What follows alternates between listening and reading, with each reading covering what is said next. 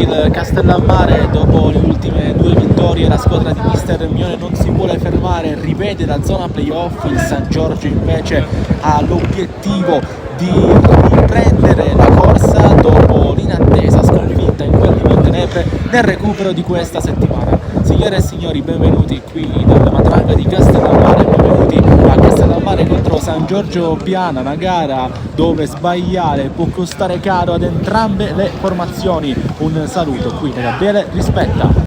La stoppa senza particolari problemi la Men Sisei, adesso rilancio per Amaya perfetto con il contagiri, ancora Amaya appoggia al limite l'area di rigore per Santasardo e poi prova Candela di Paola, grande parata, c'è ancora Amaya che non riesce a mantenere il pallone buono, vantaggio che non si concretizza.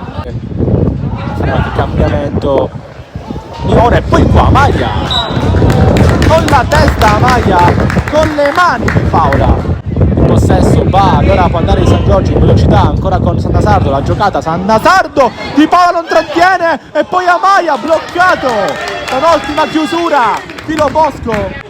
Scambiano così, Passero e Santasardo, il 4 mette il pallone al centro con lo stacco di Diacate, va pistacchiato da Musso, pallone buono, era arrivato lo Bosco che in qualche modo se ne va con il tentativo alla distanza di pavimento. Santasardo Cross che arriva in aria, tutti a vuoto, poi prova Neri, ancora Amaya, risponde il Castellammare, Passero rimette il pallone al centro, Di Paola esce ma era in fuorigioco di Acate che l'aveva anticipato. Stavolta il San Giorgio, poi c'è il tentativo lontanissimo di Matteo, ancora Ba in aria, Ba la giocata, Ba!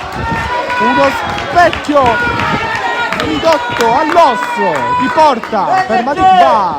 Si propone Barbara come sovrapposizione, Amaya guarda la porta, va adesso e poi c'è il tocco con il braccio di Lampo, calcio di rigore per il San Giorgio Piana. Amaya contro Di Paola, va Amaya, centrale preciso, il San Giorgio Piana avanti con la rete di Federico Amaya che dal dischetto non sbaglia.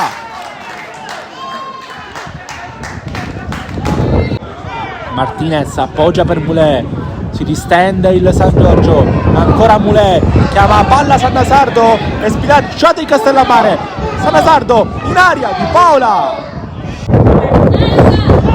Luca Frisella, guardare Luca Frisella, all'improvviso pallone al centro per palla lontano il numero 8, lontanissimo a cercare qualcuno e poi ha rischiato sulla linea di porta Sisei Lamen e adesso arriva il triplice fischio. Il San Giorgio ce la fa di rigore grazie ad Amaya che esulta alla panchina, adesso rientrando in campo festeggiando con i suoi compagni di squadra.